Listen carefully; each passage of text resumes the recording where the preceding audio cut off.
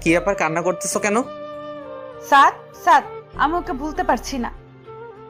তো তার কাছে চলে যাও, এখানে বসে কান্না করছো কেন? রিয়া আমার দিকে অসহায়ভাবে তাকিয়ে আছে। হয়তো আমার কাছ থেকে এমন কথা আশা করেনি। ওর চোখ দিয়ে অনবরত জল ঝরছে। আমি আর কিছু না বলেই আম্মুর কাছে গেলাম। কিরে, সারাদিন কোথায় ছিলি? দেখ তো রিয়ার কি হয়েছে, সে কখন থেকে কান্না করতেছে। আরে রাখো তো, যত সব ঢং। ক্ষুধা লাগছে, খাবার দাও। রিয়া খায়ও নাই, ওকে একটু বল না খেয়ে যেতে। দেখ আম্মু, তুমিও না। আচ্ছা খাবার দাও, আমি রুমে নিয়ে যাচ্ছি। তারপর খাবার নিয়ে রুমে এসে, এই যে খাবারটা খেয়ে নেন। কি ব্যাপার, চুপ করে আছেন কেন? কি বলছি শুনতে পাচ্ছেন না? রিয়া শুধু কান্নাই করছে। এই, তুমি কার জন্য কান্না করতেছো? যে তোমাকে কোনোদিন ভালোই বাসিনি, সে তো তোমাকে ছাড়া দিব্যি ভালো আছে। তাহলে তোমার সমস্যাটা কোথায়? কথা বলার সাথে সাথেই ও আমার থেকে খাবারের প্লেটটা নিয়ে চোখ মুছে খাবার খাওয়া শুরু করলো। কি মেরে বাবা! তারপর খাবার শেষ করে আমি নিচে বিছানা করে শুয়ে আছি। আমায় ভালোবাসো? না।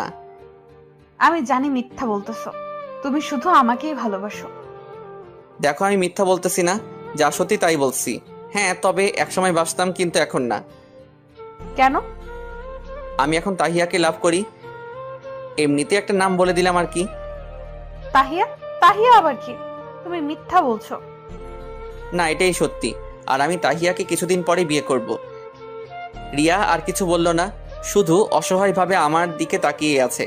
তারপর আমি কানে ইয়ারফোন গুজে গান শুনতে শুনতে কখন যে ঘুমিয়ে গেছি তার খেয়াল নেই। মাঝরাতে ঘুমটা ভেঙে আমার বুকের উপর ভারী কিছু অনুভব করলাম।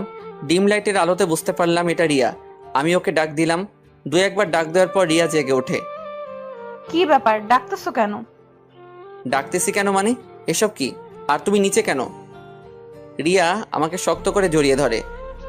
আমি আমার বরকে ভালোবাসি, তাতে কার কি? দেখো সারো, আর বর মানে? কয়েকদিন আগেও তো আমাকে সহ্য করতে পারতা না। কে বলছে? তুমি এমন একটা ছেলে, যে কোনো মেয়ে কয়েকদিন তোমার কাছে থাকলে তোমার প্রতি দুর্বল হয়ে পড়বে। দেখো, আমি ছোট হতে পারি কিন্তু অবুঝ না।